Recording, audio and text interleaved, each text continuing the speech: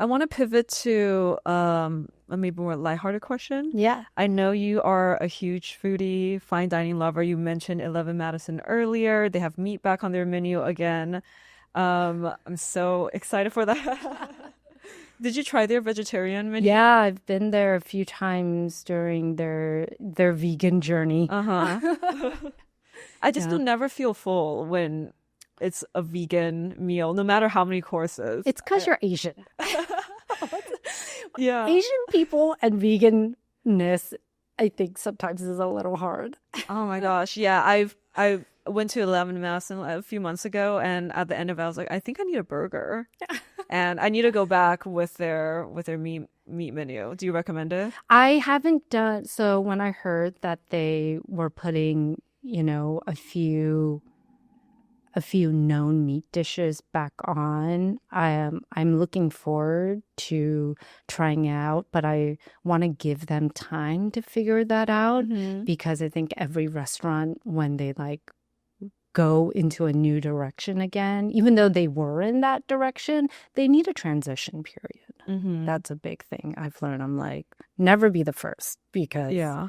sometimes it's not the great. Yeah. Pro tip for foodies out there. Yeah. Favorite fine dining restaurant right now that you recommend? I know where the whales are, and they're on I Want Clips. For over a decade, I Want Clips has been the home for big spenders and the top earners in Fetish. I've been on the platform for years, and trust me, it delivers.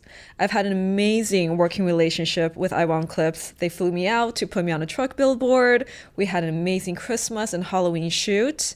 And this is the platform if you want to make it in the fetish clip industry. Join today and use code MXTOMIE for 15% off your entire cart. And if you're an artist, you'll get a whopping 90% revenue share for your first 3 months. Favorite bomb. Oh my gosh, I love Bomb. Yeah. Inside of Ojimai. Yeah. Yeah, Oijimi. Yeah. I've So like good. totally pronounced that wrong. I'm not Korean. Yeah, no Sorry. worries. I've been pronouncing things wrong all day. Like, yeah, that is like fantastic. Yeah, Has been really fabulous. one of the best non-alcoholic pairings I've had too. They have a really great like Oh, tea that. menu if Oh, you don't want to drink. yeah, I saw that. I drink, so I'm like, I don't know what that one tastes like, but I did see it as an option. Yeah, Yeah. I've always, whenever I get the wine pairings, I get so tipsy halfway through. Like I never remember the last course and how it tasted. That's my problem with wine tasting. I have a really high tolerance because I am highly trained in food and drinking. Like, I don't drink day to day and I take long periods Mhm. without drinking. Like, I'm not someone who like drinks at home. Like, I'm not a person who like I love wine, but I'm not someone who like needs a cocktail, at the end of the day. So I take long periods without drinking, but I'm very well trained in drinking and wine pairings and food pairings that I think I have a capacity to hold really well in Amazing. that. Whatever training you did, I need to do it because by the end of it, I'm a mess sometimes. If a sub was behaving badly, what's a restaurant you would take them to punish them and why? None. You don't get No to, food. you do not get to eat with me. Eating with me is a privilege. Like, I refuse to eat bad food, and eating with me is a privilege. If you are misbehaved, you are not going out with me. Like, I think that is true punishment, right? Hmm. Like there's punishment, right? But like true punishment when subs or someone is misbehaved is that you lose access and time to me. Yeah, that is true punishment. Yeah. Although I do think taking them to like a really spicy place and like forcing them to eat as many spicy foods as possible without stopping is also kind of funny. Yeah, I see, but that is not punishment. That's just fun. 'Cause I will You're do right. that. Yeah, that's like fun for me because Pups, who a lot of people know has been my sub, my slave for a lot, like 10 years. He is not a big fan of seafood, and my favorite thing to do is make him eat oysters because my he's just like, God. and he's like, I'm like, swallow it, swallow it, because I love oysters, but I'm willing to lose an oyster just to see him suffer. It's like, If there were, if there's a sub that you really care about, you really like, what restaurant would you guys be going to? if we are in a good place, if you are like, we have a good connection, I will allow you to choose the restaurant. That is something I don't give a lot of people privilege to do. But if it's something I don't like, then you definitely get in trouble for that. But I give them the privilege of possibly choosing the option. And then, or else I always choose where we're going to go. But there's no specific place. I see it as just dining together is a privilege for me. I have a lot of people who will ask to like add dining after a session. I don't always say yes, even if you're going to pay me. I don't care because I see that as a bonding moment and it's a privilege that you either earn, but it's not just like given. For sure. But I always want to eat at places that I like. So no matter what, like you're going to most probably eat at a really great place because I'm not going to suffer because, you've behaved badly or anything like that. So, Yeah. but giving people the privilege to choose, I rarely give people the privilege to choose. So subs, when I'm like, I'm going to let you choose the restaurant, they're like, oh my God. But then they feel a lot of pressure and then it becomes a whole other form of domination. Yeah, understanding someone's taste is so intimate. Like I Yeah. think like that's the emotional intelligence needed to like know what someone likes on any given day is incredibly like powerful to weaponize. Yeah. If you were hosting a dinner for powerful women in your life, it can be inside the kink scene, it can be outside the kink scene. Where would it be? Who would it be with? And what's on the table? Oh. Just powerful women, or are we Yeah, like let's stick to doms. Dom? Yeah, let's stick to some doms. Well, so I used to actually host these. I think you have been to these dom food clubs. So, well, we'd call them sex worker food clubs, which is like a great, I haven't done one in a little bit, but like they were a great way for a bunch of like awesome sex workers to come together. And I'd usually choose a restaurant. And I try to mix it up because there are so many vegan vegetarians in the sex work community. Yes. And having to navigate that is a lot. Yeah, I think the last one I went to was at ABCV, and that was it was vegetarian. It was great vegetarian, Yeah. but I was like, oh, we're going to a vegetarian place. Yeah, because there are so many, like half the sex workers wouldn't be able to go if I didn't sometimes choose a vegan restaurant or a vegetarian restaurant. But one of my favorites, and I was just there, is Misi in Williamsburg. It is like the best like pasta. It's like only antipastas, veggie forward, and then the other half is just pastas. Hard for vegans, but great for vegetarians too, because they have so many options. That is a place I would host because they also have this private pasta room that you can host like a private dinner in where they make all their pasta, but they have tables in there and it's like you can see it from the restaurants all in glass. And I've always wanted to host a dinner there because it would just be really fun and cool. And the food is really, really great there.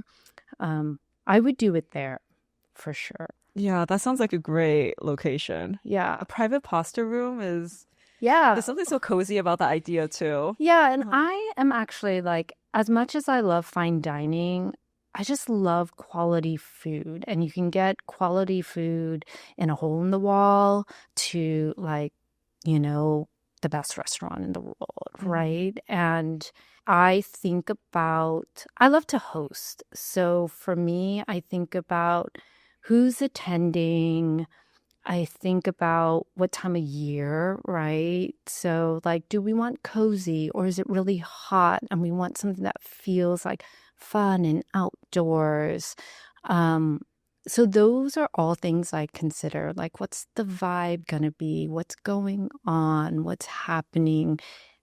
I try to take all that into account when I'm gathering people together. Mm. Do you ever do food play? Oh, yeah. I love actually, I just had this conversation with a guest of yours, Shayla. The other day we were talking about splashing, and she's like, no. She's just like, and I was like, So interesting. You would think with her personality she would yes, be into splashing. yeah. And so I was just like, I don't. Okay, I'm at a disconnect, and we were talking about what scene she did where she was just like, no. And I do a lot of splashing. I enjoy splashing. Like that does not affect me at all. I've done a lot of splashing scenes. I find it to be really fun. I like the messiness. I like the craziness. I've done some really intense splashing scenes where like human trash bags where you just like fill it, you have a sub inside of a clear trash bag.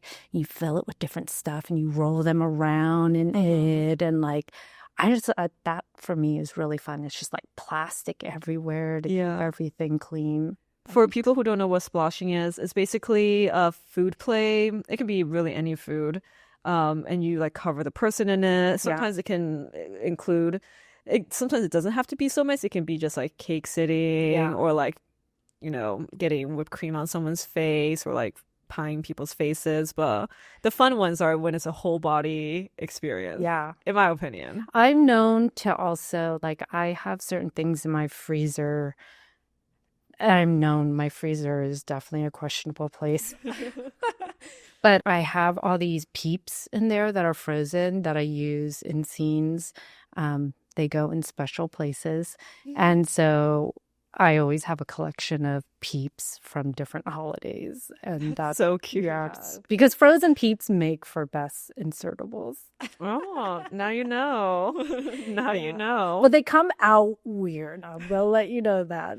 So they get squishy inside once they warm up. They become like a marshmallow monster. Depending on how many you put in, but they're like I'm very fascinated by like bodily functions. So like playing with bodily functions and food and all of that, in the safest way, of course. Some things like don't mess with for sure. What's your outside of peeps, what's your go-to for full body splashing? Oh, creams, like things that are creamy for sure. And you have to keep in mind what people forget is like they see the visual of splashing a lot of times. You have to remember that there is a smell associated with it. So like if anybody's watching splashing porn, they're like seeing the visual and they're seeing how like wet and slippery and messy and they're hearing the noises, right? And that it's really hot, and it's very erotic and it's really. But you have to keep in mind that there's a heavy smell associated. So you need to choose ingredients that you're not going to be like, I've done a Thanksgiving one that had like gravy and mayo and all these scents that at one point I was like, we've gone too far. There's at a point a smell will get to you more than anything. But if you're using sugary, then it just smells very sugary. Yeah, I actually did a splashing scene at your dungeon in the past. One of my subs moved to Gina, who's on another episode. He moved to New York for me, and we had a little like "Welcome to New York" sesh where I turned him into a cake and like had candles all over him as a cake, and the whole place smelled so sugary. And I was lighting so many candles to like get the smell out of but sugar the is a good smell. But it gets overwhelming when it's that much and people don't expect it. Yeah. There's a little rumor floating around that some of your subs might also be chefs. Is that the case? I think food people, chefs, including have always, I have a soft spot for chefs. Like, you know, some people have a soft spot for like musicians. Mine have been a soft spot for chefs. So I've dated a lot of chefs.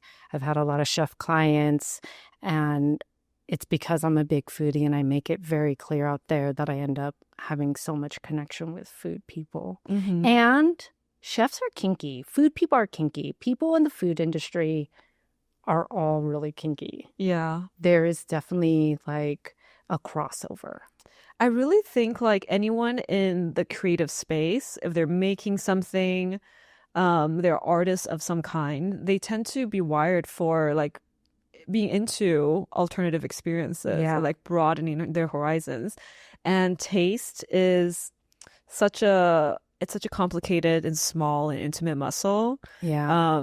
And I can imagine that, extending cerebrally to like sessions in a lot of ways. Yeah, I always, when I'm teaching or explaining kink and interests, you know, different interests to newbies, I always use food analogies where I talk about how kinks, your interests are very much like ingredients. Like you can have a tomato in many different ways, and you may have a tomato in a way that you don't like. Doesn't mean you don't actually like tomatoes. You just may not like it in that context or that way, right? Mhm. And I think that applies to your interests. You may, let's say you may like want to try splashing, but you may not want to be fully covered. You want to maybe use a little bit of cream in a very specific way, or you may only want to use, cakes, or you only want to use, whipped cream, or maybe you only want to use actual fruit, right?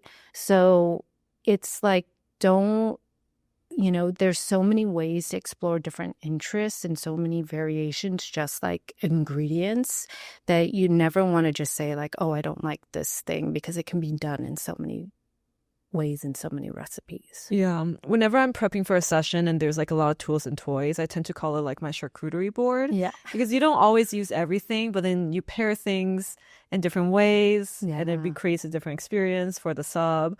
It can, be surprising or like Yeah. mellow, hard or soft, like different cheeses. Yeah, very much. Yeah.